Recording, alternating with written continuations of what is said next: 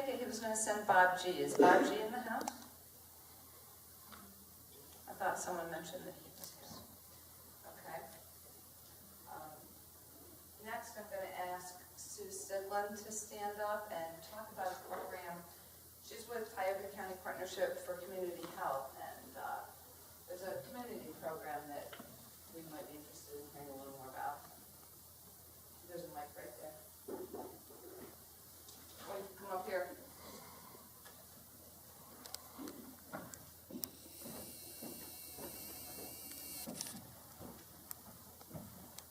The Tioga County Partnership for Community Health is county-wide. It belongs to all of us, including everybody here. And we address problems. What everybody said up here is that education is the key, and that's absolutely right. That's not, if the recovery part will work at helping the people that are in recovery or need treatment.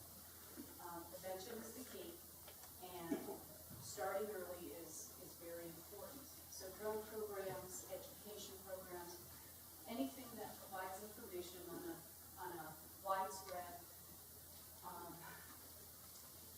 atmosphere, or anything that can provide help to community groups that are trying to make a difference in the outcomes for children and youth. The PAU survey has been done in Tioga County in all of the districts since like 1997, and this is responses from students rated 10 and 12 done every 2 years. And unfortunately, what we saw is a trend that continues, and the two biggest risk factors for this is that there is parental approval, positive parental approval to antisocial behavior and drug and alcohol use. And now, worded that way, it sounds like everybody's a bad parent. That's not what it's saying. What it means is that by doing nothing, then that's perceived as it's okay. So what we gotta do is stop saying it's okay. I mean, what everybody's saying is lock your guns, lock your meds, find a way to get rid of them. What the Partnership for Community Health is we want to reach out to all of Tioga County, not just Wellsboro that gets everything. We want to reach out to all of the groups. So we're involved with helping Camp Academia with their fiscal sponsor. We have a group called Communities That Care. It's a work group. It's a prevention model. It is not a fix-all. It's a prevention framework that addresses long-standing issues in communities. And believe me, Northern Tioga has the same issues as Southern and Wellsboro. They're pervasive. And the state of Pennsylvania. And from those risk factors, you need to build up the protective factors, which are things like building community. Whereas it used to take a village and you didn't feel uncomfortable telling the neighbor kid to knock it off or you didn't tell their parents. That kind of stuff went by the wayside because we all want to sue each other for talking to our kids wrong. So those kind of behaviors need to be back into creating the village that's going to raise these kids. And so prevention is the key. Education is the key. And Communities of Care is the framework that we're utilizing for anybody in need help. And through that, what I caution is, when you're talking about getting programs back in the schools, what I caution is don't go down the rabbit hole or get focused on, it's unfortunate, it's tragic, it's sad when we lose these children and adults. But we can't change focus and address all of our time and energy to post-incident. You got to stay the course. Yes, you need to treat that, deal with that, mourn for that, but you've got to stay the course. So if it means don't go down rabbit holes in terms of picking programs, let us help you identify programs that will work. And the model does talk about, it identifies based on having those issues of parental favorable attitudes toward antisocial behavior, drug and alcohol use. There are programs that are proven models that have had rigorous study that if you stay the course, they make a difference. And how we measure that is when we do our PAU survey every 2 years. And interestingly, what you see is, and you can see this and it makes sense, is kids that are going from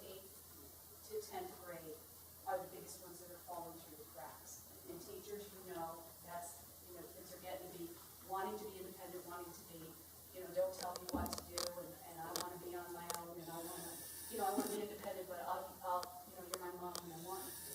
And they're falling through the cracks. And the bright side is we're seeing that once they go from 10th to 12th grade, that same cohort, they've kind of done what they're thinking they're going to do, and they get their act together, and the levels of use and antisocial behaviors decrease. So there is a light at the end of the tunnel. But it's those 8th to 10th, between 8th and 10th grade, that we're seeing a big way the wrong way. So, if you're interested in helping us with the communities that care, we'd love to have you on our work group, and I can give you information after. Thank you.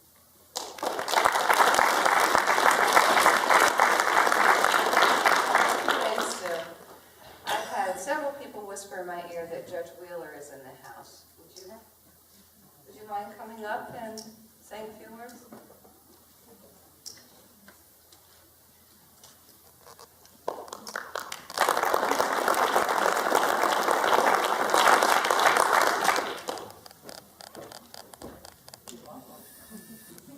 Well, thank you. I have, throughout my years of public service here in Tioga County, and my youth prior to that, having grown up here in Tioga County, had the chance to observe both some of the trials that we go through as a small rural area and some of the good that comes also that can be found there. One of the weaknesses, as everybody's touched on, is we have some real resource deficits as far as things that might be readily available elsewhere. But one of the assets we have are the people. And I've heard it said, education. One of the things I would like to emphasize is that being here tonight is important, but in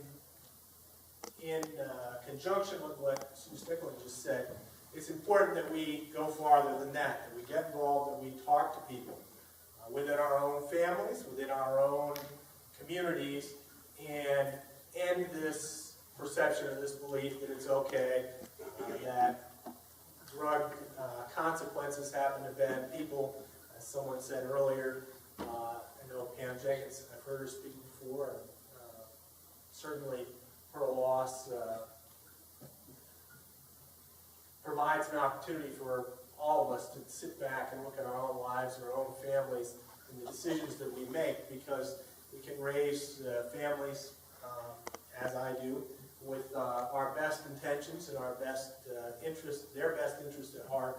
But if we're not assertively saying to people, this is not acceptable, this is not behavior that's acceptable, and if your friends are involved in this, if you see this, you need to talk about it, then we're turning our backs on the best resource we have, because the education is important in getting into the schools, and I've been a big advocate of that, as Detective Henry said. It was one of the reasons that he became the Chief County Detective, because I have family that works in education, and I have had the opportunity to really benefit from educational opportunities, and I see that as the greatest promoter of enabling people.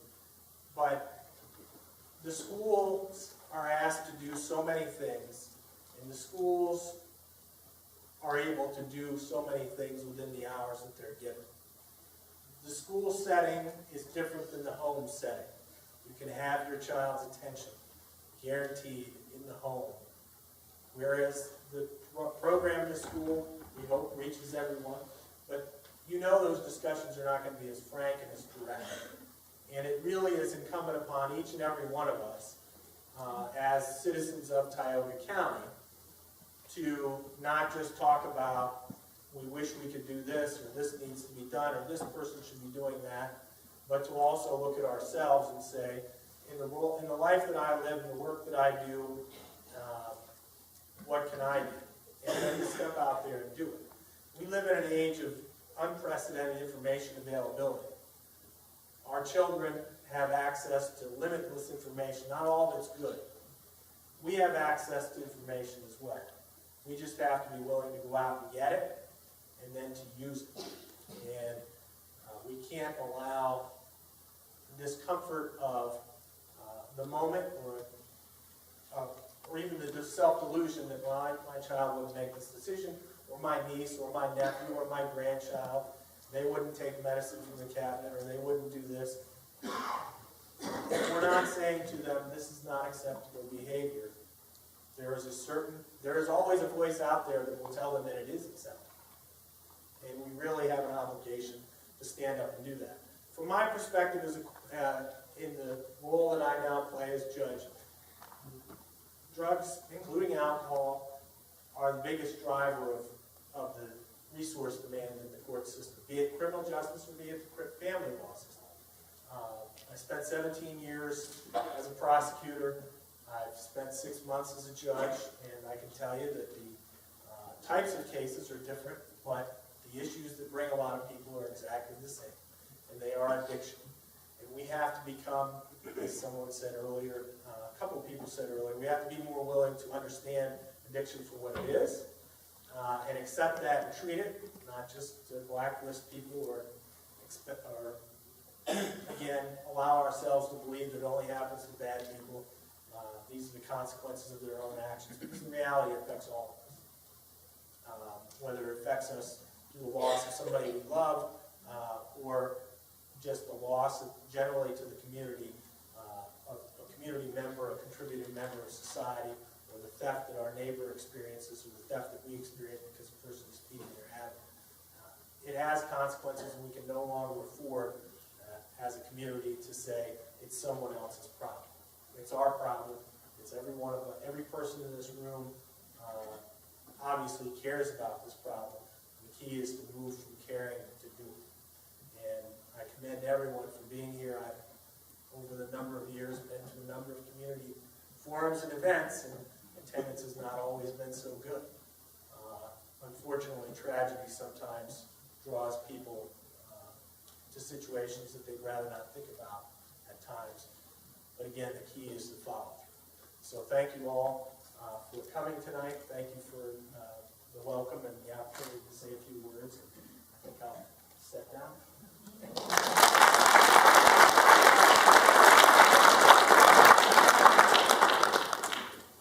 Okay, I really appreciate everyone talking, and we're going to allow people to come up, ask questions, ask for clarification, offer suggestions. You're welcome to step up to the mic and address your question directly to someone. We'll try to get to everyone that wants to speak, time allowing. I don't have a watch, so I have no idea what time we're looking at here. 8:30. Okay, so we'll give a good 10 minutes to this.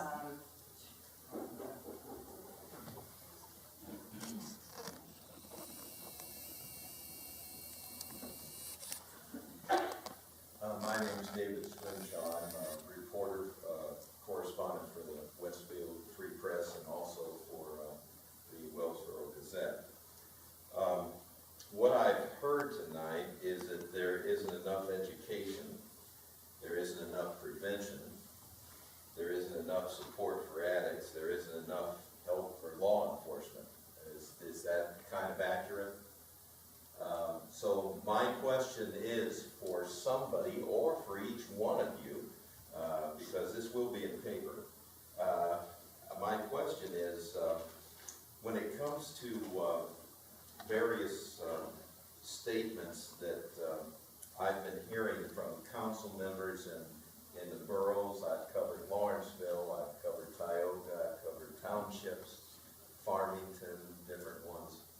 And what I've heard over and over again is, we're keeping the taxes down. We haven't raised taxes in 12 years, as I heard recently. What would you say to those presidents of the various council members and that sort of thing? What would you say to them when you hear that they kept the taxes down? You've got people that need more money for these things that you're trying to prevent, or you're trying to support, or you're trying to help law enforcement do. What would you say to council members that feel like that is the goal, to keep taxes down so that you don't get the support?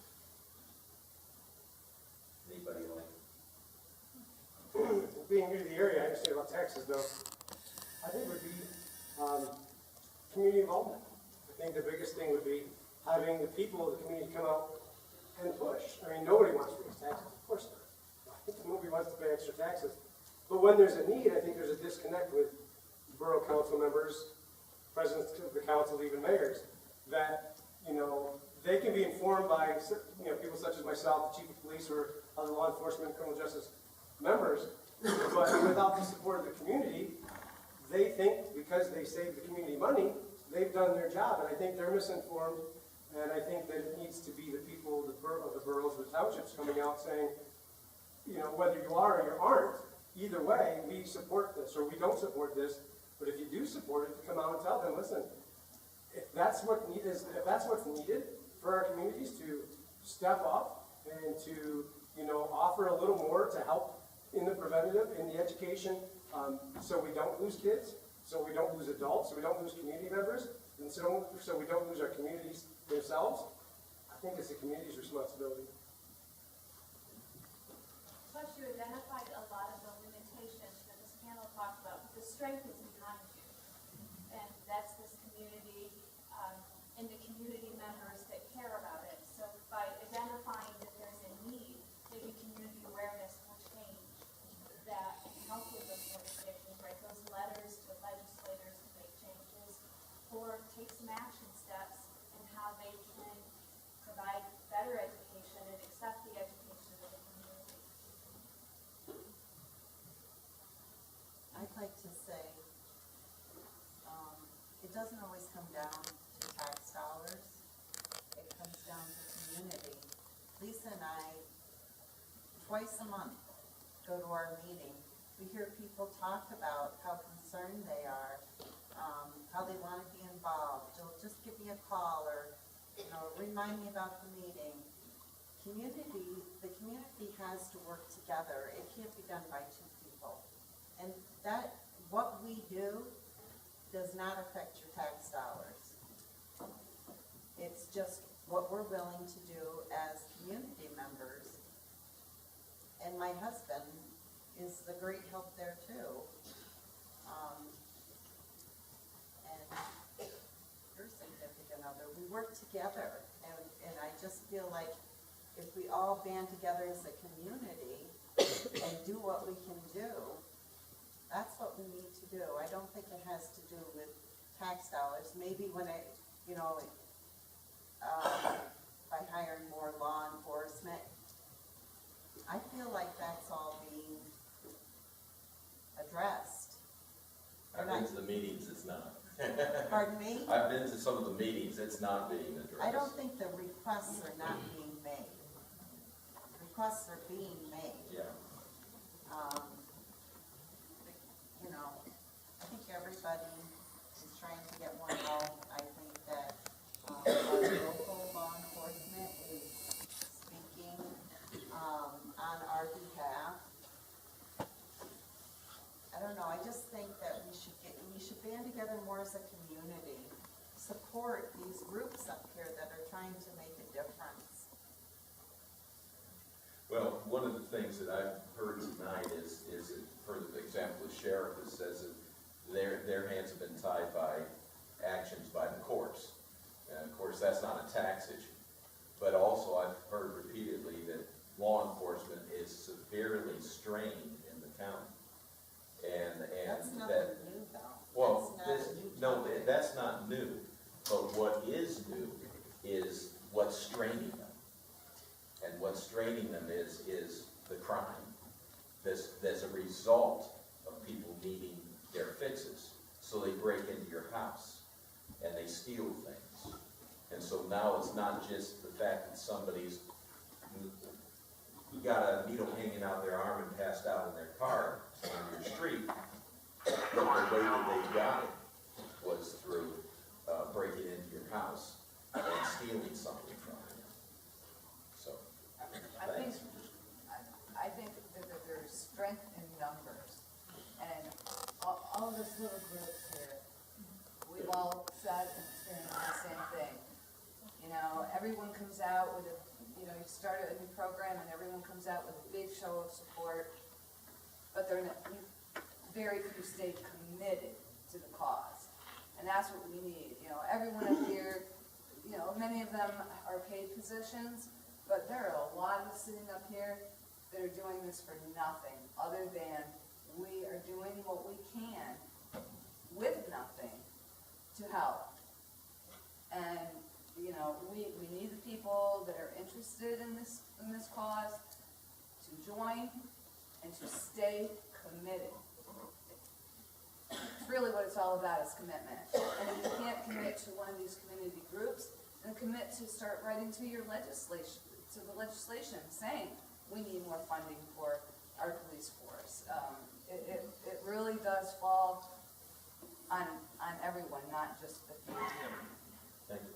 I would comment to your question, sir. You've asked a very pointed question, and you're looking for somebody to give you a pointed answer. And at the risk of being unpopular, I too am a taxpayer.